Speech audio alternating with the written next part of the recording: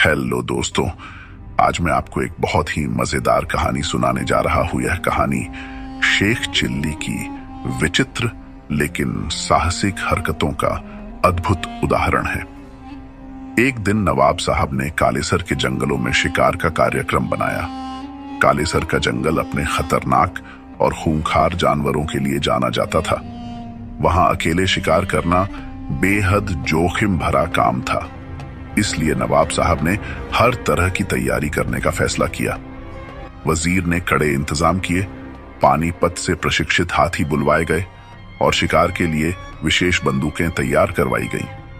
नवाब साहब की यात्रा से पहले ही एक विशेष दल जंगल में भेजा गया ताकि मचान बनवाए जा सकें और जरूरत पड़ने पर हांका लगाने वालों का इंतजाम किया जा सके। जब सब तैयारियां पूरी हो गईं, तब सवाल उठा कि नवाब साहब के साथ इस शिकार में कौन जाएगा।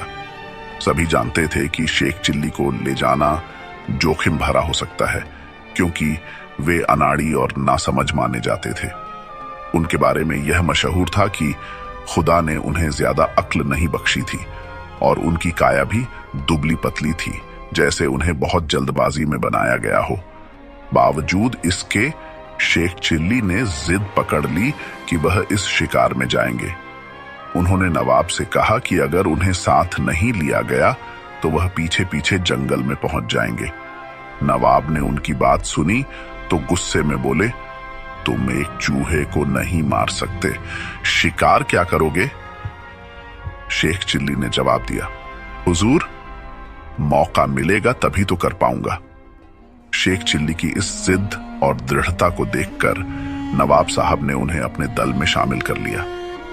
काफिला पूरी तैयारी के साथ कालेसर के घने जंगलों में पहुंचा, जहां पहले से ही सब इंतजाम थे। तय हुआ कि रात में तेंदुए का शिकार किया जाएगा। दिन ढलते ही सभी लोग पानी, खाना और बंदूकें लेकर मचानों पर बैठ गए। यह चांदनी रात थी और सभी की नजरें उस चारे पर टिकी थीं जिसे तेंदुए को लुभाने के लिए बांधा गया था। शेख चिल्ली को नवाब साहब ने एक और साथी शिकारी शेख फारूक के साथ एक मचान पर बैठाया था। हालांकि वजीर चाहता था कि शेख चिल्ली अकेले मचान पर बैठें ताकि उनकी हरकतों से बचा जा सके, लेकिन नवाब साहब ने यह सोचकर उन्हें अकेला नहीं छोड़ा कि कहीं शेख चिल्ली कोई बेवकूफी न कर बैठे और शिकार हाथ से न निकल जाए। इस तरह शेख फारूक उनके साथ मचान पर बैठ गए। तेंदुए का इंतजार करते हुए 3 घंटे बीत गए और शेख चिल्ली का धैर्य जवाब देने लगा। उन्होंने शेख फारूक से फुसफुसाकर कहा, अजीब अहमक है ये तेंदुआ, इतना अच्छा चारा बंधा है और कमबख्त गायब है। शेख फारूक ने उन्हें चुप रहने का इशारा किया, लेकिन शेख चिल्ली का मन शांत नहीं हुआ। उन्हें लग रहा था कि बाकी सभी डरपोक हैं और एक तेंदुए के लिए सबने इतने लोग इकट्ठे किए हैं। ये कोई बहादुरी तो नहीं। वह खुद को सबसे ज्यादा साहसी मानते हुए सोचने लगे कि यदि तेंदुआ अभी आ जाए तो वे उसे नीचे उतरकर थपेड़ देंगे। शेख चिल्ली अपनी कल्पनाओं में खोए हुए थे कि कैसे वे तेंदुए के पीछे बंदूक लेकर भागेंगे और आखिरकार उसे हरा देंगे। इसी दौरान उन्होंने तेंदुए के आने की कल्पना में ही बंदूक की लबलबी पर हाथ रखा और अनजाने में बंदूक का ट्रिगर दब गया। एक जोरदार धमाका हुआ और सभी लोग चौंक उठे।